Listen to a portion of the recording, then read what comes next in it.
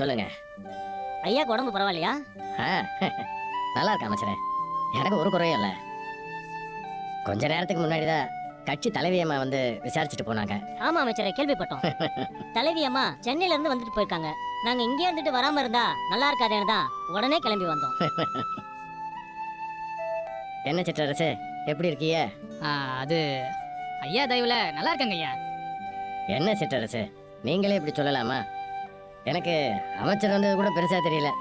ஆனா அமைச்சர் கூட சிற்றரசு எம்எல்ஏவும் வந்ததுதான் எனக்கு பெரிய ஆச்சரியமா இருக்கு. என்னங்க ஐயா இப்படி சொல்றீங்க? காலங்காலமா நாங்க கட்சியில இருக்கோம். நம்ம கட்சியோட அமைச்சர் நீங்க. உங்களுக்கு ஒண்ணுனா நாங்க பார்க்க வேண்டாமா?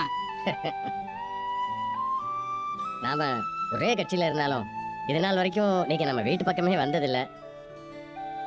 என்கிட்ட பெருசாவும் பழகினதில்ல. ஆனா இப்ப வீடு தேடி வந்து என்ன நலம் விசாரிச்சது ரொம்ப சந்தோஷமா இருக்கு. நீ அமைச்சர், நான் எம்எல்ஏ. அத வார்த்தைக்கு வார்த்தை நீ குத்தி காட்டுற. இன்னைக்கு சின்ன மருமகள் சீரியல்ல என்ன நடந்துன்றது நம்ம வந்து குயிக்காக பார்த்துக்கலாம். ஸோ வந்து வெளிப்பட்டதுலேருந்து எல்லாரும் குணமாகி வீட்டுக்கு வந்துட்டாங்க. இப்போ அமைச்சரை பார்க்க கட்சி தலைமை ஆஃபீஸ்லேருந்து வந்து கட்சி தலைவரே ஃபோன் பண்ணி நலம் விசாரிக்கிறாரு. இது அவருக்கு வந்து ரொம்ப சந்தோஷமா இருக்கு. அதை அடுத்து வந்து பார்த்தீங்கன்னா சேது வந்து தமிழ்கிட்ட கேட்குறாரு, உனக்கு இந்த வீட்டில் தான் எல்லாருக்கும் உனக்கு பிடிக்காது அப்படிங்க அவங்கள நீ காப்பாற்றணும்னு அப்படி கேட்குறப்ப அவங்க வந்து திரும்பி சேதுவை கேட்குறாங்க, நான் தான் உங்களுக்கு நிறைய டார்ச்சர் பண்ணியிருக்கேன் அப்படிங்க, நான் உதவியில் இருக்கிறப்ப நீங்கள் காப்பாற்றுறீங்கன்னு கேட்டு ரெண்டு பேருக்குள்ள ஒரு கான்வர்சேஷன் போகுது. அடுத்தது திரும்பவும் கட்சி சம்பந்தமாக வந்து சிற்றரசை வந்து பார்க்குறாரு.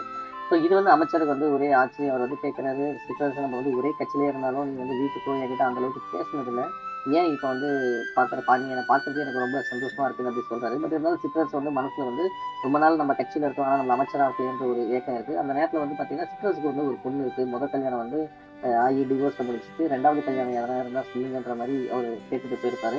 இதை கேட்ட வந்து அவங்களோட அமைச்சரோட தங்கச்சி வந்து நம்ம பையனுக்கு வந்து சிற்றரசு பொண்ணை கல்யாணம் பண்ணி வச்சுட்டா நம்ம பையனோட லைஃப் செட்டில் ஆகிட்டோம்ன்றது ஒரு பிளான் பண்ணுறாங்க. ஸோ இதுதான் இன்னைக்கு எபிசோடில் பயமாக நடக்குது.